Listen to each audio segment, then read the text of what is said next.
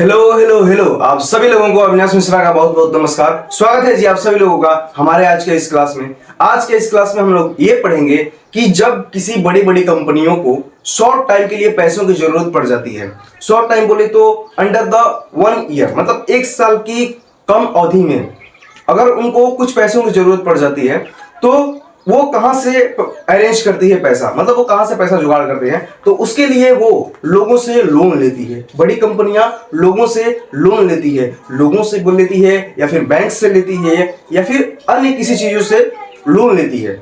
और जिस बिहेव पर लेती है उसका नाम होता है कमर्शियल पेपर। पेपर के माध्यम से बड़ी बड़ी कंपनियां लोगों से शॉर्ट टर्म के लिए लोन लेती हैं। तो चलिए कमर्शियल पेपर की अंदर की क्या क्या बातें होती हैं वो समझते हैं। कमर्शियल पेपर के बारे में सबसे पहली बात जानते हैं कि इस कमर्शियल पेपर को जारी कौन कौन कर सकता है, अर्थात इस कमर्शियल पेपर के माध्यम से कौन कौन सी ऐसी चीजें हैं, कौन कौन से ऐसे संस्थान हैं जो लोन ले सकते हैं। चलिए सबसे पहले जानते हैं कि इस पेपर को जारी कौन कौन करता है। जारी कौन करता है, कमर्शियल पेपर को कौन कौन जारी कर सकता है। तो जारी करने के लिए जारी करने वाले कुछ संस्थान होते हैं, जैसे कि कोई बड़ी कंपनी इसको जारी कर सकती है। दोस्तों लार्ज कॉर्पोरेशन या बड़ी कंपनियां किसको कहते हैं? बड़ी कंपनियां उन कंपनियों को कहा जाता है जिनका नेटवर्थ टोटल कमाई, नेटवर्थ मोर देन 5 करोड़ रुपए होता है। 5 करोड़ रुपए होता है, उन कंपनियों को हम लोग बड़ी कंपनियों के नाम से जानते हैं। जिनका नेटवर्थ कितना होता है? 5 करोड़ रुपए से ज्यादा होता है, उन कंपनियों को हम लोग बड़ी कंपनियों के लार्ज कॉर्पोरेशन के नाम से हम लोग जानते हैं। आगे चलते हैं। ये कमर्शियल पेपर को बड़ी कंपनियां जारी कर सकती हैं। और कौन जारी कर सकता है? इन कंपनियों इस पेपर को all India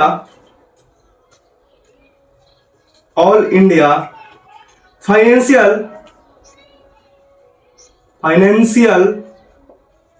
institution, all India financial institution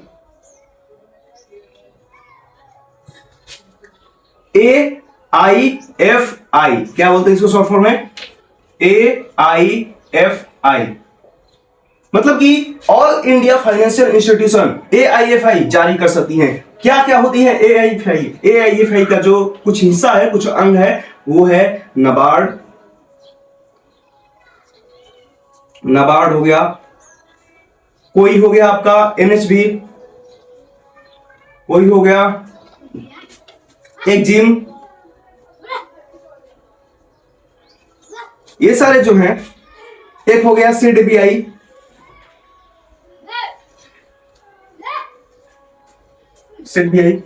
ये सारे जो हैं वो all India financial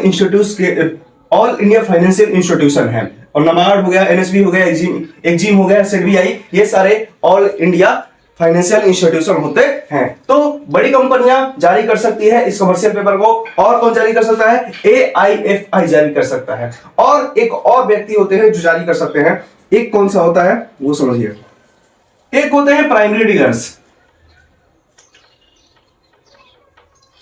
primary dealers किसको कहते हैं? प्राइमरी डीलर्स आराम से सुनिएगा, बहुत इंपॉर्टेंट है। प्राइमरी डीलर्स उनको कहा जाता है, मान लीजिए कि कोई NBFC है,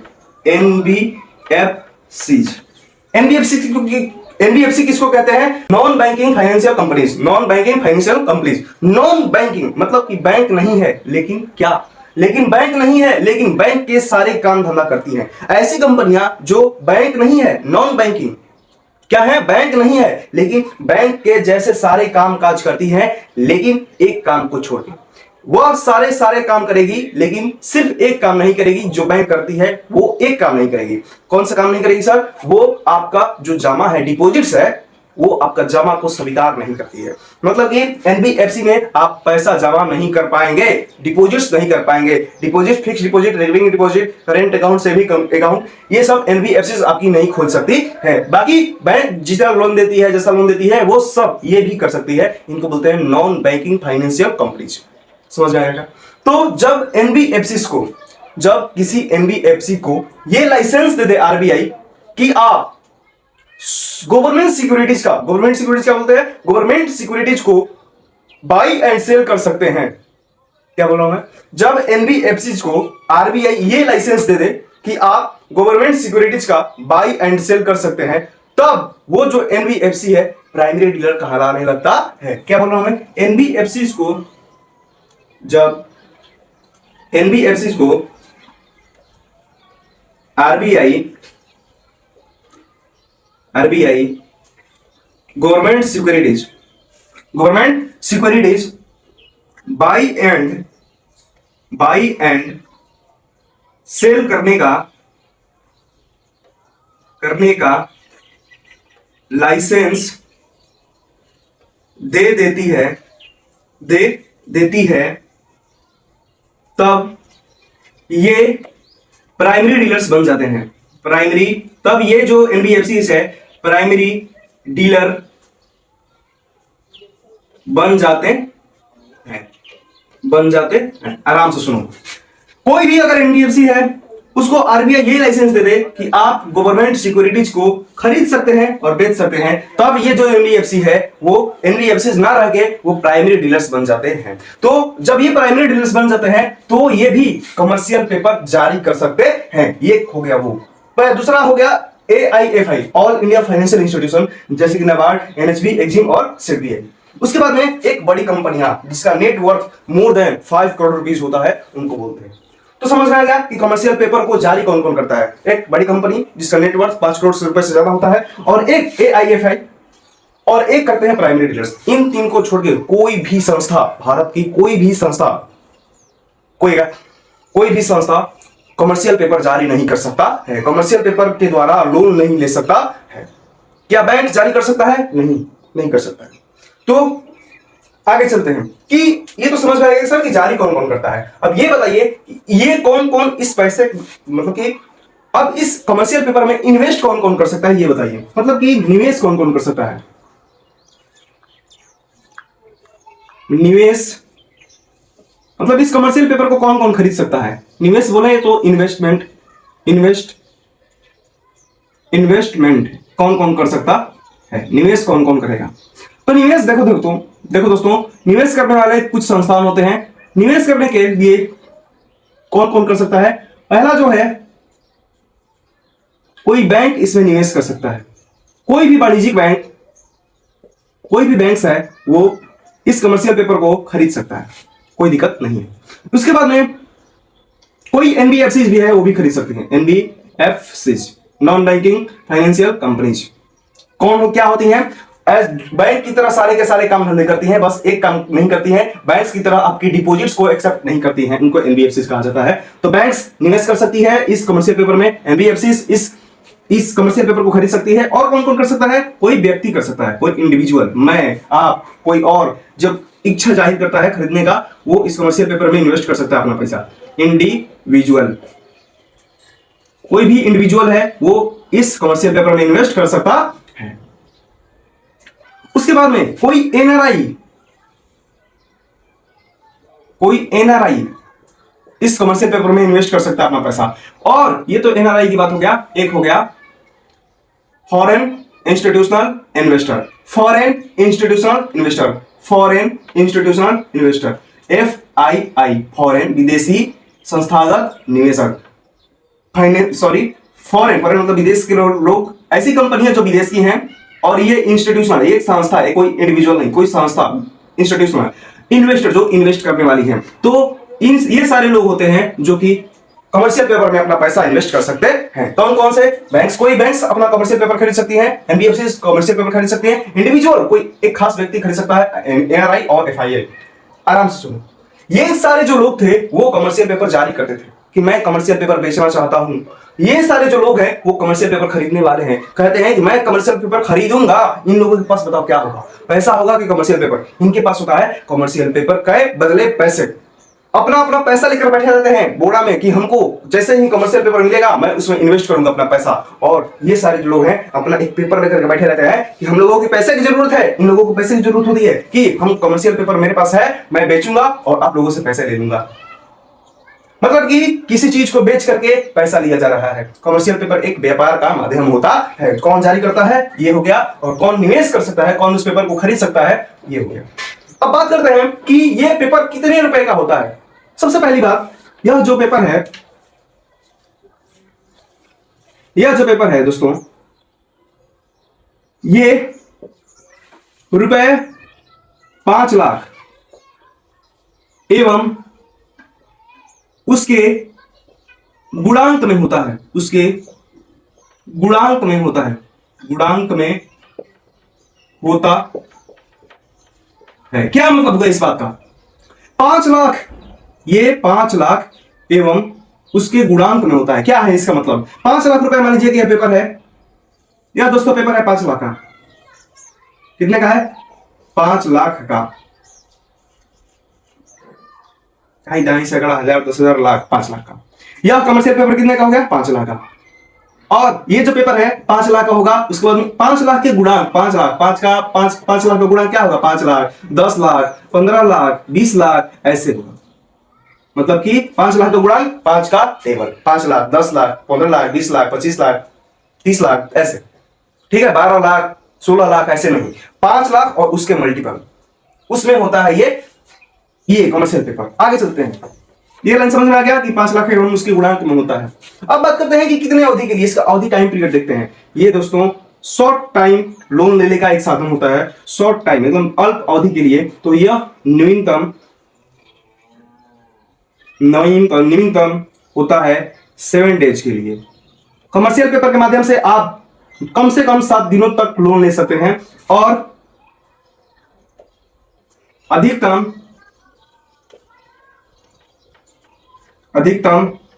364 दिनों तक के लिए आप इससे लोन ले सकते हैं। आप नहीं ले सकते हैं, ये सारे लोग ले सकते हैं और ये सब लोग इन्वेस्ट कर सकते हैं। ठीक है सर, इतना समझ में आ गया। अब मुझे बताइए कि इन लोगों को फायदा क्या होता होगा। ये लोग बेच रहे हैं कमर्शियल पेपर को और इन लोग निवेश कर रहे हैं, तो निवेश करने वाले को फायदा कितना होगा, कैसे, मतलब कितना इंटरेस्ट मिलता है, कितना ब्याज मिलता है, ये बात है। तो आइए समझते हैं। ये जो दोस्तों है, यह अंकित मूल्य पर, आराम से सुनना, यह सबसे इंपॉर्टेंट लाइन है। यह अंकित मूल्य पर, अंकित मूल्य मतलब फेस प्राइस। यह अंकित मूल्य के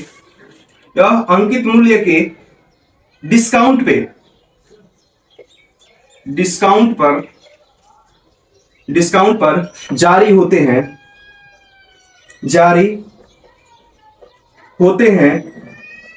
एवं अंकित मूल्य पर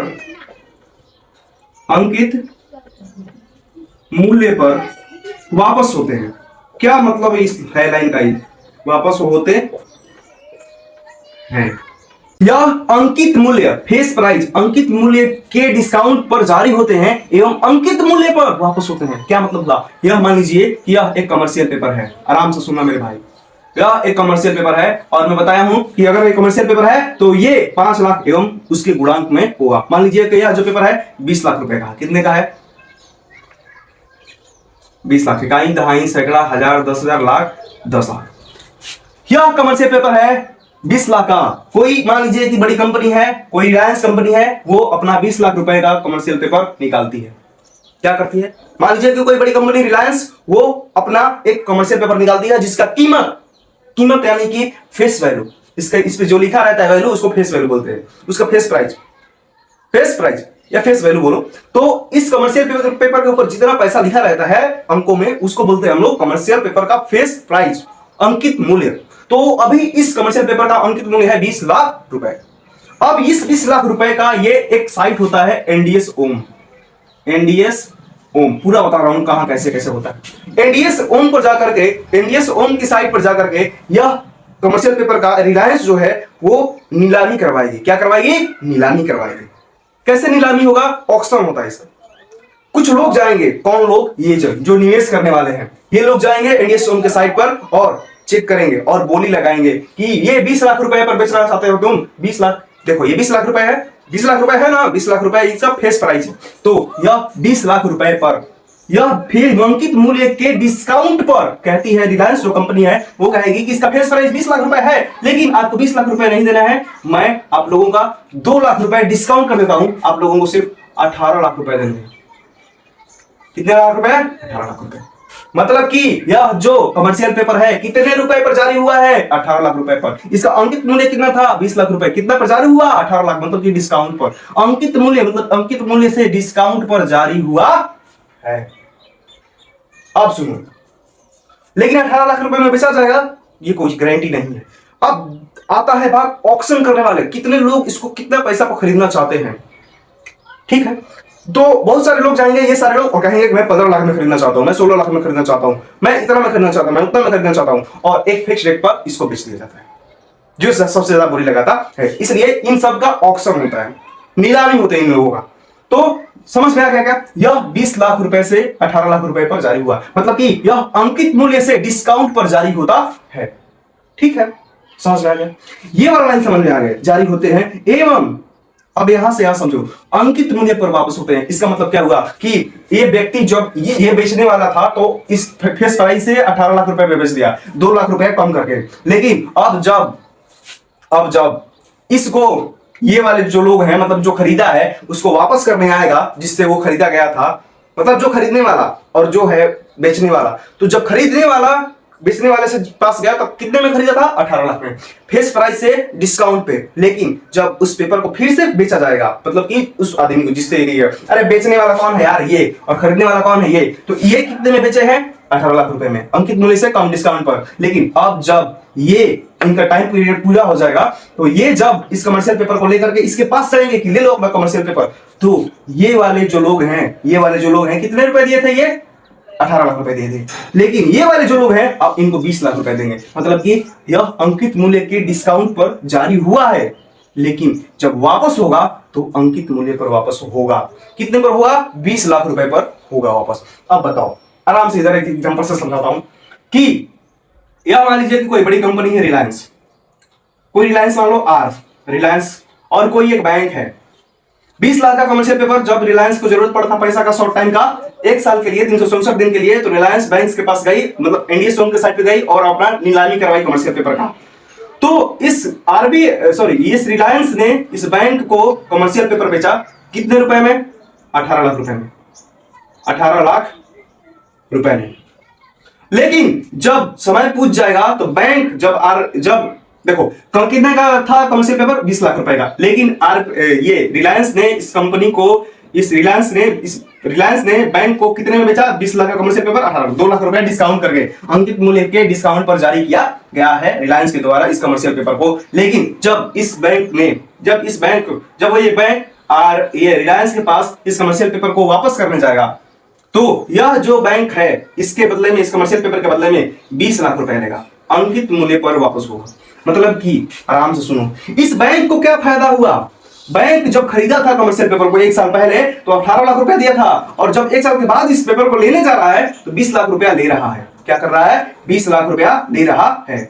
सॉरी, यहां पर ऐसे होगा एरो कि बैंक जो है 18 लाख रुपया दिया था, और जो रिलायंस है एक समय पूरने के बाद में 20 लाख रुपया देती है। मतलब कि पहले जो बैंक था वो 18 लाख रुपया देकर के कमर्शियल पेपर खरीदा था 1 साल पहले, और जब 1 साल पूछ गया तो वो बैंक रिलायंस से 20 लाख रुपए ले रहा है, यानी कि 1 साल के अंदर यह 2 लाख रुपया कमा चुका है। किसके माध्यम से? इस कमर्शियल पेपर के माध्यम से। आराम से सुनो, इस कमर्शियल पेपर पर क्या उस बैंक को कोई ब्याज मिला, कोई इंटरेस्ट मिला? उसके 18 लाख रुपए पर नहीं मिला। क्या मिला? 2 लाख रुपए। क्या है, कहां है वो 2 लाख रुपए, किस रूप में मिला है? तो यह अंकित मूल्य से डिस्काउंट पर जारी होते हैं एवं अंकित मूल्य पर वापस होते हैं। लेकिन 2 बातें यहां पर समझने वाली है, इसमें कोई भी ब्याज नहीं मिलता है, इसमें कोई भी ब्याज नहीं मिलता है। कहां से कमी नहीं होता है पैसे का? तो यह अंकित मूल्य से कम पैसे पर जारी हो गया है और अंकित मूल्य पर वापस हो जाता है, इसलिए कुछ पैसों का हमको कमाई हो जाता है इन लोगों को। समझ में आ गया कमर्शियल पेपर? और एक बात और, इसमें कोई भी चीज, क्या ये जब पैसा दे रहा था तो इसमें कोई गिरवी रखा गया कोलेटरल के रूप में? ये मैं गिरवी के रूप में रख रहा हूं आपके पास, कुछ गिरवी नहीं रखा जाता है कमर्शियल पेपर में। तो यह एक असुरक्षित उपकरण माना जाता है। क्या माना जाता है? यह एक असुरक्षित उपकरण है। क्या है? असुरक्षित, यह एक असुरक्षित ठुलाना। तो आई होप आप लोगों को यह कमर्शियल पेपर समझ में आया होगा। चलो एक बार फाइनल रिवीजन मार देते हैं। कमर्शियल पेपर कौन कौन जारी करता है? तो बड़ी कंपनियां कर सकती है। नेटवर्थ जिनका 5 करोड़ से ज्यादा होता है उनको हम लोग बड़ी कंपनियां कहते हैं। All India financial institution AIFI कर सकती है, जैसे कि नाबार्ड हो गया, NHB हो गया, एक्जिम हो गया, SBI हो गया। और प्राइमरी डीलर्स किसको कहते हैं? जब कोई NBFC क्या होता है? वो सारी संस्थाएं जो बैंक की तरह सारे के सारे काम धंधे करती हैं, सिर्फ एक को छोड़ के वो आपके डिपॉजिट्स को एक्सेप्ट नहीं करती हैं, उनको NBFCs कहा जाता है। तो जब NBFCs को RBI ये लाइसेंस दे दे कि आप गवर्नमेंट सिक्योरिटीज को बाय एंड सेल कर सकते हैं, तब ये जो NBFCs हैं बन जाते हैं प्राइमरी डीलर्स। तो ये सारे जो लोग हैं प्राइमरी डीलर्स, AIFI, बड़ी कंपनियां, ये सब कमर्शियल पेपर को जारी करती हैं, यानी कि कमर्शियल पेपर बेचती हैं। उसके बाद में कौन निवेश करता है? कमर्शियल पेपर को खरीदता कौन है? तो निवेश करने वाले कोई बैंक हो सकते हैं, कोई NBFC हो सकता है, कोई खास व्यक्ति हो सकता है, कोई NRI हो सकता है, कोई फॉरेन इंस्टीट्यूशनल इन्वेस्टर हो सकता है। अब चलो, ये जो कमर्शियल पेपर है 5 लाख एवं उसके गुणांक में होता है। उसके बाद में इसका जो न्यूनतम अवधि होता है, टाइम पीरियड होता है 7 दिन और अधिकतम 364 दिन। उसके बाद में यह जो पेपर है कमर्शियल पेपर, यह अंकित मूल्य के डिस्काउंट पर जारी होता है एवं अंकित मूल्य पर वापस होता है। तो ये था पूरा का पूरा कमर्शियल पेपर। और ये कमर्शियल पेपर जो है एक असुरक्षित उपकरण है, क्योंकि इसमें कोई भी चीज एज अ कोलेटरल रखा नहीं जाता। ये बात आप लोग याद रखेंगे। Thank you so much, have a nice day and God bless you.